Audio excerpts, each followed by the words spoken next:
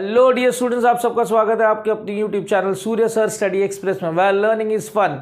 तो जैसे कि अब आपका हिस्ट्री एंड पॉलिटिकल साइंस का पेपर होने वाला है, तो हिस्ट्री एंड पॉलिटिकल साइंस का पेपर पैटर्न क्या है ये आपके लिए जानना ज़रूरी है। तो वैसे तो आपने आपके स्कूल में प्रीलिम्स के एग्ज़ाम दिए होंगे, तो लेकिन उसके साथ साथ मैं आपको हिस्ट्री के चैप्टर्स के मार्क्स के वेटेज, फिर किस तरह से आपको प्रिपरेशन करनी है हिस्ट्री की, ये आपको बताऊँगा।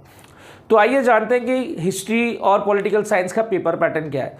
तो इसका जो क्वेश्चन नंबर ए है और बी है ये ऑब्जेक्टिव टाइप्स है, मतलब क्वेश्चन नंबर 1 का ए जो है ये एमसीक्यू टाइप होगा जो कि 3 मार्क्स के लिए आता है, और इसका जो बी पार्ट है यानी कि क्वेश्चन नंबर 1 का बी ये आइडेंटिफाई द रॉन्ग पेयर होता है और वो भी 3 मार्क्स के लिए आता है। फिर क्वेश्चन नंबर 2 भी ए और बी पार्ट में डिवाइडेड है।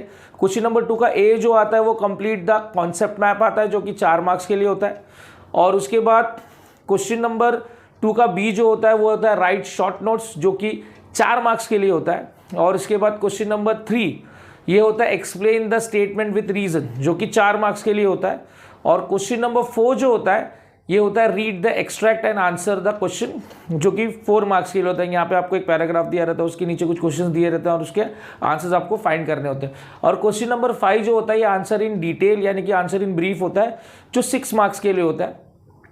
ओके, अब उसके बाद पॉलिटिकल साइंस की बात करते हैं। पॉलिटिकल साइंस में क्वेश्चन नंबर 6 जो है ये एमसीक्यू टाइप होता है, ये 2 मार्क्स के लिए आता है, यहाँ पे 2 ही क्वेश्चंस होंगे।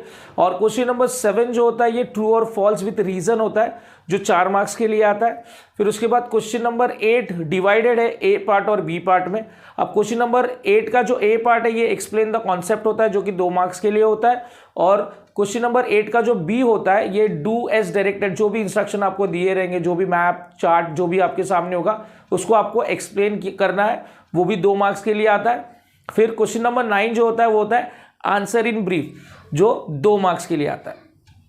अब बात होती है कि कैसे प्रिपरेशन करेंगे, किस चैप्टर का वेटेज कितना है, कौन सा चैप्टर कितने मार्क्स के लिए आएगा, ये जानना आपके लिए ज़रूरी है।